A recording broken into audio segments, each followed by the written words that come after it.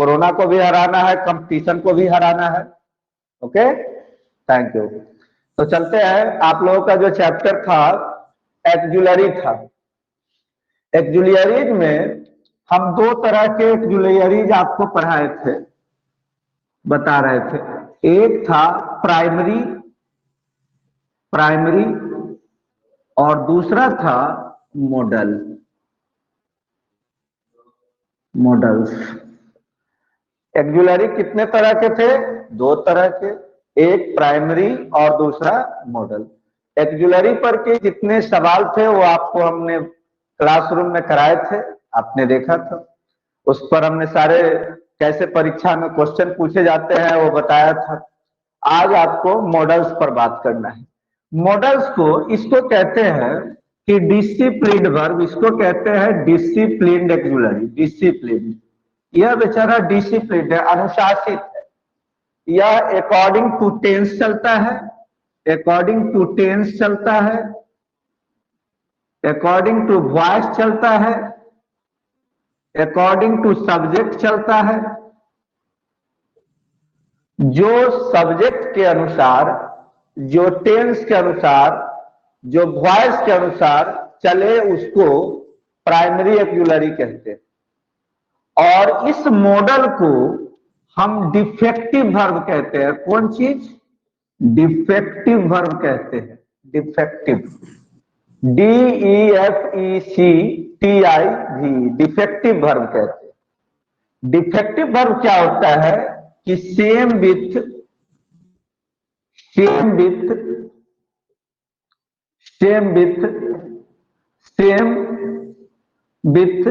मतलब हम कहते हैं सेम इन ऑल सब्जेक्ट।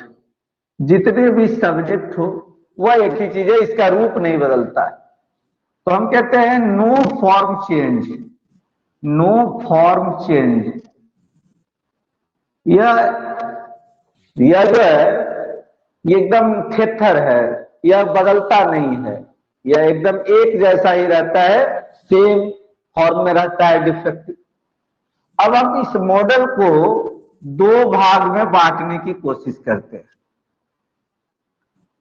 तो आप पहला चीज ये देख पाए कि प्राइमरी एक्जुलरी जो होता है वह सब्जेक्ट के अनुसार कभी आई एम होता है, कभी ही इज होता है, ही हैज हो जाता है, दे हैव हो जाता है।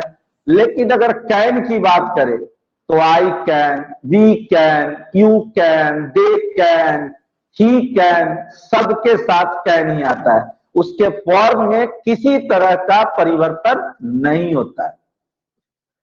अब आपका जो इसमें है, जैसे मैं आपको यहां देखता हूं, थोड़ा सा आपको कंपेयर करके दिखाता हूं। जैसे देखिए, he is reading, he is reading, he is reading. दूसरा मैंने कहा कि I am reading, I am reading. तीसरा लिखता हूं they are reading, they are reading. आप यहां पर देखेंगे यह इज जो एक्जुलरी है, एम एक्जुलरी है और आर भी एक्जुलरी है। लेकिन यहां ही के साथ इज आया है, आई के साथ एम आया है, दे के साथ आर आया है। ये जो चीज है यह किसके अनुसार बदल रहे हैं? सब्जेक्ट के अनुसार। इसलिए ये डिसिप्लिन हुए और इसलिए इनको प्राइमरी एक्जुलरी कहा गया। अब यहां से आगे देखें, यहां रीडिंग है, इसका मतलब कंटिन्यूअस टेंस है, इसका मतलब यह टेंस को प्रभावित कर रहा है। और यहां भी रीडिंग है, टेंस को प्रभावित कर रहा है। इसी चीज को हम ऐसे लिखे कि ही इज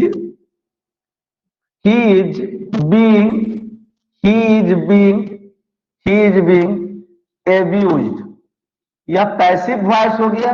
इसका मतलब यह इधर ही पर काम कर रहा है और यह बीइंग जो है यह भी प्राइमरी एक्जुलरी है और इज भी प्राइमरी एक्जुलरी है, जिसकी हम चर्चा कर चुके हैं।